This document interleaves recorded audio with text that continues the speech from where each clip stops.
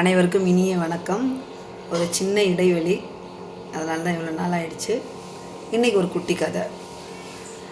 ஒரு ஆசிரமத்தில் இருக்கக்கூடிய ஒரு குரு ஒருத்தர் தன்னுடைய காலம் முடிஞ்சிருச்சு. அதனால் நான் இனிமேல் இன்னொரு சீடனை தலைவனாக்கிட்டு நான் அப்படியே இந்த காடு மலை அது மாதிரி பயணம் செய்ய போகிறேன்னு சொல்லிட்டாரு. அதனால் என்ன பண்ணார்னா, அடுத்த நாள் தன்னுடைய சீடர்கள் எல்லார்கிட்டையுமே சொல்கிறாரு, உலகிலேயே இனிமையான ஒரு பொருள் என்ன, அந்த பொருளை எடுத்துகிட்டு வாங்க அப்படின்னு சொல்கிறார். அப்போ எல்லாருமே என்ன பண்ணுறாங்க, இனிமையான பொருள்னால் எது, அந்த ஸ்வீட்டு பலகாரம் ஏற்கனவே அந்த குருவுக்கு பிடித்த பொருள் அந்த மாதிரி நிறைய எல்லாமே என்னென்னமோ எடுத்துகிட்டு வராங்க. குரு அங்கேருந்து வந்தார், எல்லாருடைய பொருள்களையுமே பார்த்தார். அதில் ஒரு சீடனுடைய பொருளை மட்டும் பார்த்தார். அவன் ஒரு பெட்டியை வச்சுருந்தான். அந்த பெட்டியை திறந்து பார்த்தா அழகாக வரையப்பட்ட நாக்கு அதில் இருந்தது. என்ன நீ இதை கொண்டு வந்திருக்க அப்படின்னு சொல்லும்போது அவர் சொன்னார், உலகிலேயே இனிமையான பொருள் இது மட்டும்தான்.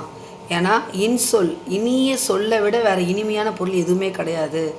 ஆக நாக்கு தான் உலகிலேயே இனிமையான பொருள் சொன்ன உடனே அவருக்கு ரொம்ப பெருமிதம், மகிழ்ச்சி.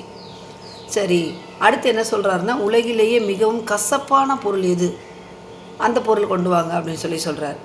அதே மாதிரி அடுத்த நாள் பாகற்காயிலேருந்து கீரை வகையிலேருந்து கசப்பான பொருட்கள் நிறைய பேர் கொண்டு வராங்க, குருக்கு பிடிக்காத பொருட்களும். அப்போ அதை பார்த்த உடனே எல்லார் பொருளையும் பார்த்துட்டே வர்றாரு. திரும்ப இதே சீடன் வராரு, அதே பெட்டியை திறக்கிறாரு. திரும்பவும் மறுபடியும் அதே நாக்கு தான் அதுக்குள்ளே இருக்குது.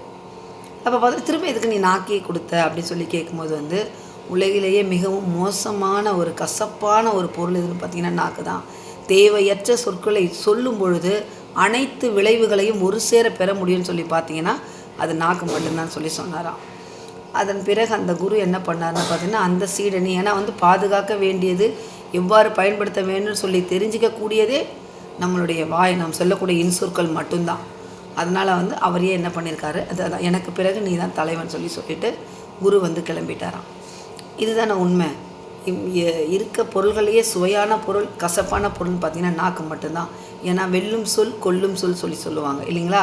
ஸோ நாம் என்ன பண்ணலான்னு பார்த்தீங்கன்னா, வள்ளுவர் சொன்ன மாதிரி நாவை காத்து வாழலாம். நன்றி.